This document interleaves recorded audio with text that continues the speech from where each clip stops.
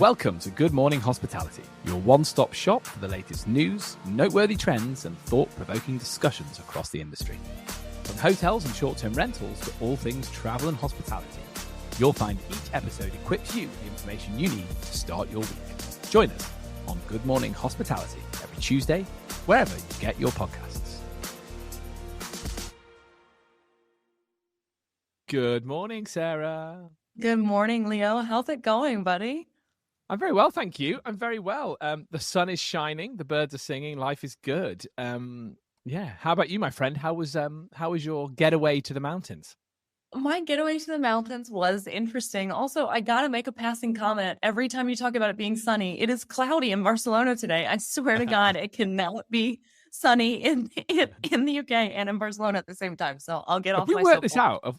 Yeah, if we work something out that actually, the sun. Well, I mean, all I'm saying is the UK is having probably one of its better years that we've had maybe in 5 or 6 years. Sometimes summer pretty much misses us completely. So I'm sorry that means Barcelona has to suffer, but I can't be too sorry. Like, I mean, look at me. I almost look a bit suntanned, right? I know you do. You do, actually. Yeah, well, we're suffering the opposite here. Let's see. My holiday was actually great. Like, I went away to the Pyrenees with friends. We started out in the French side, next to an area called Gavarnie, which is absolutely stunningly beautiful, and slightly less touristic, because I think historically it's, the French Pyrenees. In Spain, the Pyrenees are super popular, but in France, they've always kind of been known as like the poor stepdaughter of the Alps, right? And so you can actually find really great deals. There's some lovely, lovely towns. And it was full of Spaniards. So I think every single person that we passed basically was Spanish people on holiday. But really, really lovely. It snowed for the first 2 days, which was incredible to see that. We went for a really cool hike on the first day. And yeah, super, super, super enjoyable. We got sun in the morning, and then as we were on the way back from the hike, it started snowing, and so we were like, yes, we perfectly timed it. And then the next day we woke up and we were going to change over to the Spanish side. We got stuck in a snowstorm, and so we got trapped in a restaurant for like 5 hours, which meant that I decided that I was going to eat all kinds of fatty foods after having 3 croissants on the French side before crossing. Let's remind our listeners, I don't think anybody knows this, but I have an intolerance to white flour. So I can have like spelt or anything else, but like white flour really does me in. And I had 3 croissants with that in it, and then proceeded to eat torreznos, which is like basically a massive slices of fried bacon. And then I had a Spanish plato combinado. So it was chorizo and fried egg and potatoes. And that night I got what can only be described as the worst bout of food poisoning I've ever had in my life. So I spent the next 2 days in the bathroom of my holiday. Luckily it was snowing and we got snowed in anyway. So it worked out in the end. But yeah, it was an interesting holiday. Poor you. You went through it, didn't you? I mean, you had the highs and the lows. I mean, maybe that's what a holiday in the Pyrenees is all about. I mean, okay. I mean, so much to unpack here. I mean, first of all, I'm so sorry that that's what you went through. Secondly, is it even true that in the Pyrenees, where France and Spain are bordering each other, or Andorra's probably involved somewhere, right? But where France and Spain are bordering each other, is there a noticeable difference between the quality of the croissant that you get on the French side, and then when you go over to the Spanish side, does it suddenly cease to be the croissant anymore? Yes. That's phenomenal. I famously say, like, the best thing about France is a croissant, like a proper buttery croissant. For some reason, you cross the Spanish side, and all of a sudden, there's not enough butter in it, or maybe no butter, and they put this weird glaze on the top. Nobody wants that. Don't reinvent the wheel, people. There's nothing wrong with a croissant. It's delicious. Don't ruin it. I just don't understand. I don't get it, because our American friends or American cousins who are listening, you'll be like, well, hold on a minute. If I'm in, let's say, California, and I pop into Nevada, like, I'm not seeing much difference in the food, right? And people just drive the trucks over it's not like there's something you can get on the the east border of California that you can't get on the west border of Nevada. American geography. Let's see if I've got that right. I don't know. But suddenly, but Europe, with this beautiful landmass, Why is it that no one's taking the croissants across the border and selling them on the Spanish side? I have this thing in London. I'm like, we love Paris. We love France for the croissants. There's trains that go back and forth between Paris the entire day. Why is no one sticking all the Parisian croissants on a train and making sure that I can have them for breakfast in London? Because the croissants in London are rubbish. Rubbish, I tell you. I say this all the time. In Barcelona, we're an hour and a half away from the French border in Perpignan. Like, well, what are we doing, people? What are we doing? Yeah. I did find once a bakery in Barcelona that the lady, I don't know, she seemed French to me, but later turned out she was Catalan. But she studied in France, and she made the most delicious, like proper French croissants. But I went, and I was going to her for like, I don't know, ever since I moved to Barcelona, like 15 years. And I went maybe like a year ago because a friend of mine was moving away, and all she wanted were croissants from La Torre. And I went there to get them, and the lady was like, "Oh yeah, I don't make them anymore. They were too much work." I was like, "What do you mean? You don't? What if I order a special? Could you make them special for me? I'm ordering like 70 of them." And she was like, "No." Okay. Unbelievable. So no more croissant. Yeah. What I'll say as well is, as you were telling that anecdote, I realized that you and I have talked about this before on the pod. We've had this exact conversation about croissants. Now, super fans of the show will be like, guys, you've done this. But I've just realized we clearly are very obsessed with French croissants because we've done this exact thing where you've come back and gone, why are the croissants rubbish? I've said the same thing. So look, people, listen to us. Can someone just bring the croissant to London and Barcelona? Is it too much to ask? Is it too much to ask? I don't even remember this conversation. I think I've had this conversation with everyone I know. So yeah. I didn't even remember this. So I think that makes me older than you, Leo. So you get the. We'll have it again in 3 months. We'll have it again in 3 months. Don't worry. We'll keep being on a loop and people will enjoy it. It's nice. It's like a cozy old jumper with holes in it. It's familiar. Okay, so look, here we are. Sounds like the holiday was still very, very, very, very fun, even though it's a bit of a miss in some respects. Let's get into it. Because the short-term rental world certainly never stops. It's come to life again. Lots going on. I feel like people go away and deliver their Easter peak, and then the news is suddenly awash with lots of things about the industry. I've got a fun highlight this week, and you're going to let me have it. We talked about it on WhatsApp. You're going to let me talk about it because I haven't talked about football in a while. Yeah. Okay. Home to Go has unveiled a temporary overnight stay experience at the FC Union Berlin Stadium as part of their ongoing sponsorship of the Bundesliga club. So yeah, anyone who doesn't know, Home to Go are sponsors of Union Berlin. The project will allow selected guests to stay in a custom-built vacation rental located pitchside at the stadium. The experience has been made available for 2 nights in May and is open to applicants who book directly on Home to Go's platform. Okay, fun, super fun. I love this sort of thing. It's a really good example of someone in the marketing team being creative and getting a yes instead of a no, which I really like because, you know, as someone who works very closely with our own marketing team, I love it when an idea comes around and we think, hold on a minute, this is a bit crazy, but I'm sure we can do it. I also like it because it's maybe a little bit in the similar wheelhouse to Airbnb's experiences, you know, waking up at the Musée d'Orsay, all of that sort of stuff. So I think it's really good. I think people like experiential travel experiences. I think that's very hot right now. And also it's what a great way to kind of plant your flag and be like, look, we are Home to Go, are a Berlin-based company. This is our team. We're really backing the locals. Come and see our team and come and stay pitchside. So for all kinds of reasons, I really like it. And mostly I like it because I think you now know what to buy me for a birthday present, Sarah. I know. That was the first thing you said. First of all, can I just say, I'm glad I let you have this one, Leo, because your excitement while explaining that was like a 5-year-old kid on Christmas morning. So I'm going to let you have that one.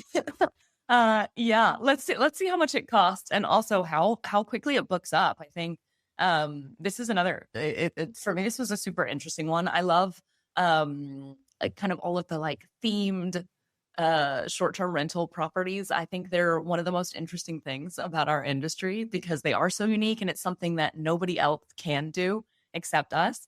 And I think it's a really great example of what makes our industry what makes people get up in the morning, what makes people choose to stay in a short-term rental over a hotel is that kind of uniqueness and that personality. So although I'm not a fan of the football, I can appreciate how one might find this a wonderful place to stay.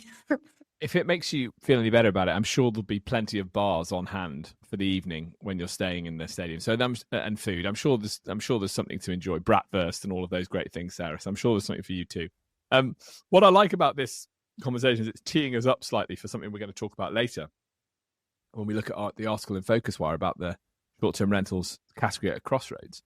Is this idea of how do we raise the standard? How do we, and I like that. I know you're a fan of themed rentals, and I think I remember you mentioning your parents had gone and stayed somewhere else for the weekend because it had a point of interest. Remind me what it was, like a big donut or something. What were they staying in? Can you remember? I've made up a big donut. They stayed in a tree house. There you go, a tree house. Yeah. It was a nightmare because they have like a 20-kilo pit bull, and she was scared of the wicket stairs, and so my dad had to carry her up. I have photos of my dad carrying her up into the treehouse. She did not enjoy her stay. Yeah, I was going to say that's the downside of the themed stay, but it's making sure that as a hospitality vertical, we're having positive news around what we're doing. So I'm all for this. I'm all for creative thinking, and again talking about how you use the word unique, right? Only we can do that as a category, and it's amazing how hosts can put their heart and their soul and their thought into something to make something as creative as a treehouse in the back garden, or convert a container into a small apartment. So I'm all for that sort of stuff, and I hope we see more of it coming into summer. What caught your eye this week, my friend? Yeah, I think as many of our listeners probably have already heard something about this, Airbnb has released a new policy regarding anything off platform. So there was quite a lot of content in here. I am curious to see what kind of blowback they get. But I'll just go through some of the main points. So first and foremost, now any property listed on Airbnb needs to have every single fee. Either it has to be a tick box that Airbnb provides you with so that you can separate out those fees and they can combine them into the total nightly rate, or you as the property owner or manager are going to have to calculate what that is and add it into the nightly rate. So there are some exceptions to this. So things like parking, which are optional, that not every guest may want to have in the booking, or maybe that they decide they need later. But for the most part, this does include quite a few things. So things like resort fees, HOA fees, taxes, which I think in Europe, in the US, it's something that I've never really come across in a rental, because normally they are kind of included in whatever you pay for. But in Europe, oftentimes, like you go and check in and they're like, oh yeah, by the way, that's €2 a person and it's a municipal tax and it has to be paid in cash and all these kinds of things. So I can see that as being a tricky one for some of our European hosts to navigate. But also because it's dependent on the number of days of stay. So if it's something that there's not a field in Airbnb and you have to include it in the listing, then you're going to have to calculate for that. So this was a really, really interesting one. I think the kind of key takeaways here are you have to list a full breakdown of any kind of fees. And the other one that I think is going to be a challenging one is they basically essentially outlawed security deposits. So there are some exceptions. For example, hotels that are listed on their platform can charge that classic like security deposit or take a credit card on file. But I know many property managers as well as hosts that are using security deposits for their properties, especially if you're talking about, a huge luxury villa in Marbella that has 8 bedrooms. It's very common that you can have a security deposit for that. And so I think that's going to be an interesting one to navigate for sure. And then there are also, there's one that I actually liked this one because of my frustrations that I talked about on our last recording about trying to get into my Sonder property when I went to London for the Short Stay Summit. Airbnb has now said you cannot require anybody to install a third-party application to get into the property.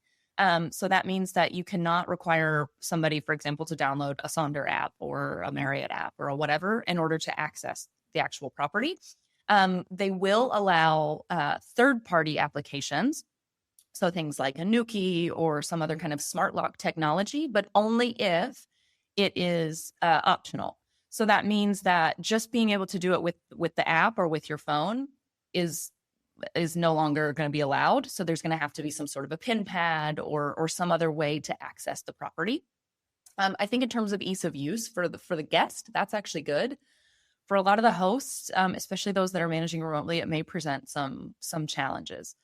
So these were the things out of there that kind of caught my eye. But for sure, I think there's going to be some blowback. I think the way that it was released wasn't taken very well by many hosts and property managers. It seems quite draconian to me. And I'm curious to see how that's going to impact host loyalty with Airbnb as well. What do you think, Leo?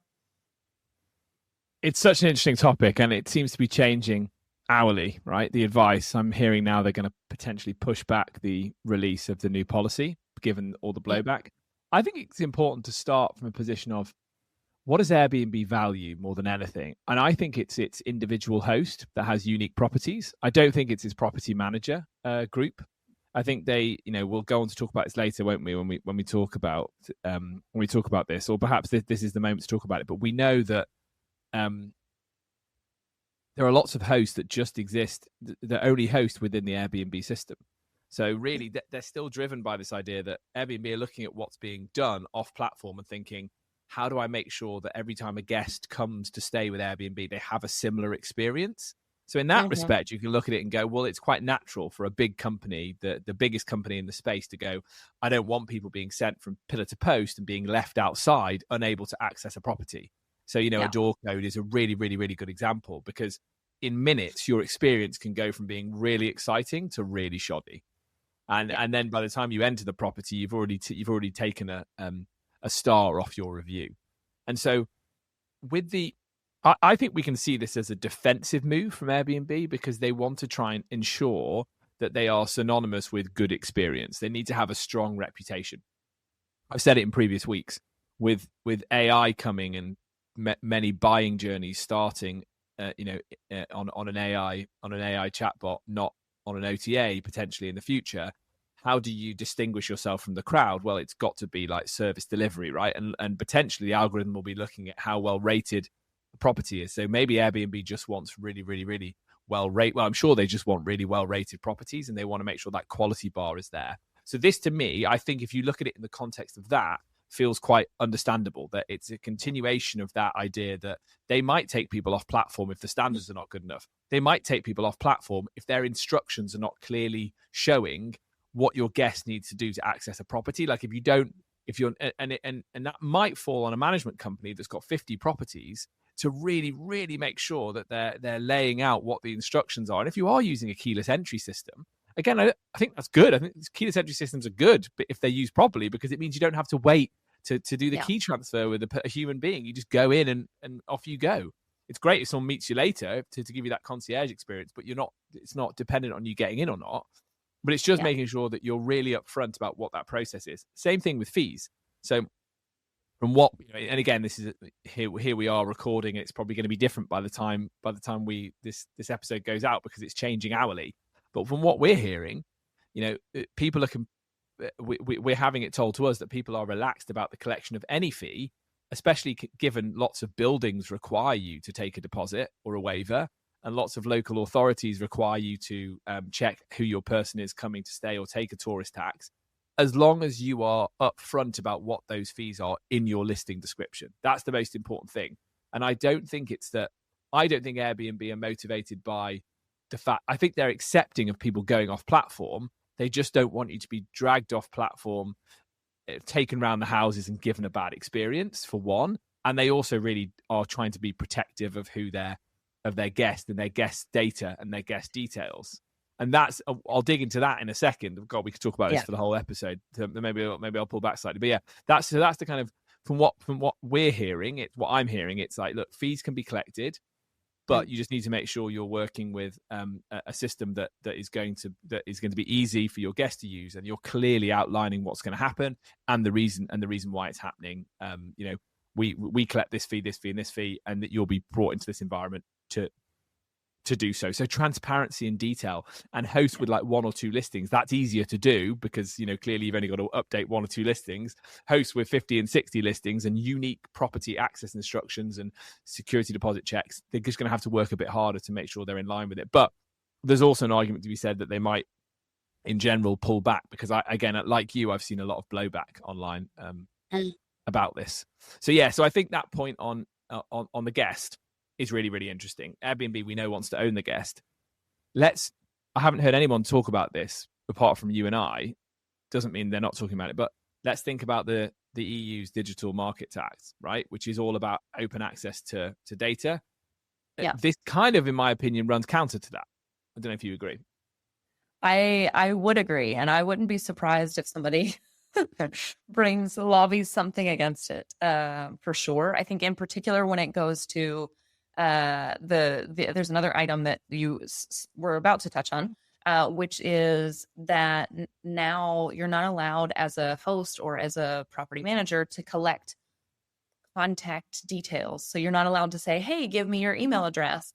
Well, that doesn't make a whole lot of sense, because what if you need to contact them for something? I can't imagine a world where when I book a property, I'm not given a phone number or a WhatsApp or an email. And so automatically, if I email the property manager, they have to delete my email from their records or something. I don't know. I think it's a slippery slope there. And it also doesn't seem to make a whole lot of sense. And I think especially for the professionals, but even for individuals, I don't have any properties that are like short-term listed on Airbnb because in Barcelona it's tricky. But I do have friends who have some, like either in the Canaries or in other parts of Spain. And a big portion of their business is repeat travelers. I mean, they'll have a family, for example, come and stay in their 3-bedroom property, and they say, hey, this was great. We'd love to book for, whenever next year. So much more of like a traditional sort of holiday vibe. And so in that case, sure, like they're going to go direct next time, and they're going to email or they're going to call or whatever the case may be. So I think to avoid that properly is going to be a challenge for Airbnb. And I don't think it's realistic. Yeah, and that's the bit the bit that doesn't feel right. Wanting your guests to have a really seamless check-in experience and be told up front what they're going to be asked to do. Brilliant. Let's all do it, because let's raise the standard.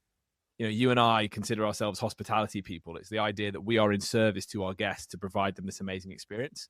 We're going to go on to talk about that in the next article. It's so related. But don't then make it harder to run your business by limiting access and allowing people not to go that extra mile for their guests.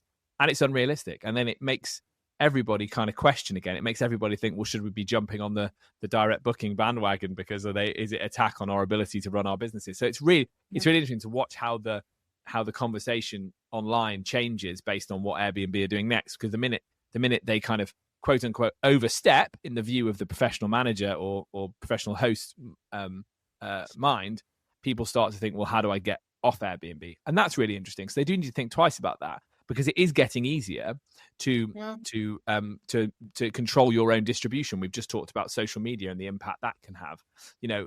There's lots of ways that people can now get bookings, and that's going to completely be democratized over the next 5 years with AI. So you also, if you're Airbnb, you want to keep in mind that your supplier also should be respected, because it does make, especially people with long memories who are a bit longer in the tooth even than you and I, think, well, how do we get here? Because it used to be that we used to send out marketing brochures to people, and 1 in 10 would come back and someone would make a booking, and that was how we paid for distribution. Now it happens on Airbnb. But I think I was listening to the US crew, and Michael was saying, I think Tim Rizzolio from Expedia says, look, it's our job to get you the guest. It's your job to get them to come again to you directly. Right. And there has to be an acknowledgement from Airbnb that is the motivation of many of their hosts. And that's the bit that I think they've always kind of bumped heads with people on and not quite seen the world the way that everyone else sees it. Yeah, I would completely agree with that. So let's see what where the dust is going to settle after this. I think, I agree with you. I think they're going to have some issues with the Digital Markets Act. And I also think Yeah, it seems like maybe they're going to push back the launch because of some of the blowback. So let's continue to keep an eye on it. Yeah. Look, you were right. We've talked a lot about that one, haven't we? Probably more. So I think let's go on. I think we've got time to do the FocusWire article, right, on STR category at a Crossroads. Sarah, do you want to kind of introduce that? Yeah, sure. So this is an article from FocusWire, short-term rentals, a category at a crossroads. So what this article speaks about is basically the fact that coming out of the pandemic, short-term rentals really came out on top. We were sort of the golden child of lodging, because we were able to provide access to properties that were more remote, that allowed people to either get together with family and friends in a safe environment as opposed to a hotel. However, as we kind of settle into this new normal, this position is definitely being challenged. So for sure, even though Airbnb has been posting some really strong earnings as of late in particular, there are still some headwinds against our industry. And the majority of those are reputational. So things like viral headlines of bans and restrictions that are citing short-term rentals as the leading cause of the affordable housing crisis in many major cities, which we all know is not entirely true, but we'll leave that there for another day. I won't get on the soapbox today. We haven't got time for the soapbox. I'm trying. Uneven guest experiences, which we just touched on, but we can touch on some more. So things like not having, sort of going to one Airbnb and then the next, time you check in at a Vrbo property and the next time you check in at a booking.com property, and they're never really the same, right? So this kind of lack of standardization sometimes and professionalization. And then also rising scrutiny in particular from guests under the age of 35. So this is led by a couple of different things. One is, just as you mentioned, Leo, kind of just overall skepticism of the OTAs. So they're much more likely to book a property that they've seen on Instagram, that some influencer has posted, that someone else, that they, even though they don't know this person, this influencer has stayed in this property, and so I only want this property, right? Rather than trusting like an OTA. And then also, they definitely are buying into some of the negative sentiment and headlines around the short-term rental industry. So interestingly, this impacts both those who have stayed in short-term rentals as well as those who do not regularly stay in short-term rentals. So negative press was basically, there was a perception of negative press from 59% of short-term rental guests and 65% of non-short-term rental guests. So it's pretty neck and neck in terms of overall the perception of short-term rentals in the press, at least, is pretty negative. And younger travelers in particular are much more sensitive to that. So they have this kind of sense of, well, I don't need to participate, if Barcelona is having a problem with short-term rentals and there's a housing crisis, then I don't need to stay in a short-term rental there. I'll stay in a hotel, or I'll stay somewhere else outside the city where I'm not contributing to this problem. So there's more of like a moral underpinning, I guess you could say, with a lot of these travelers. And so I think it's a trend that's a really interesting one to watch. Yeah. What do you think, Leo? It's phenomenally interesting, isn't it? Like, we're going to talk about, the thing about this article is it's just more of a kind of statement about our industry, which we're going to go on to talk about all summer, I'm sure. Is where are the crowds going to come to? Are they going to come to the urban area, which is, in Europe at least, heavily regulated now? Yeah. We have a battle on our hands, really, because we need to, I think, that short-term rental has a place within an urban area and not just in resorts and by the sea and in coastal and rural and secluded. I do. I think that role is clearly going to be diminished because of all the regulation in Europe, but still the outright bans, I think, are just not going to give the consumer what they want and are not going to provide the tourist mix that cities ultimately want. Short-term rentals are generally more cost-effective if you're traveling in a group, all of that sort of good stuff. And as we've said before, you and I believe in some respects that many buying journeys start by picking the accommodation, not the city. So if you want to drive growth into your city, you know what, have some short-term rentals. So all of that in mind, I agree with this article. I think we are at a bit of a crossroads. So I won't go on my usual soapbox around build the city you want and talk about the regulation. I'm going to, I think, talk more about the service side of this because that's the bit that really jumped out at me, which is this idea of a standardization of what people can expect. Mm. As you know, I cut my teeth at One Fine Stay back in the early 2010s when we were getting ready for the London Olympics, and we were building an urban short-term rental business that went on to be 3,000 properties worldwide, LA, New York, Paris, Milan, all of that sort of thing. Bought by Accor Hotel. Why Accor bought it was because they were incredibly impressed with the level of service that business was providing to its customers in stay. They couldn't believe it.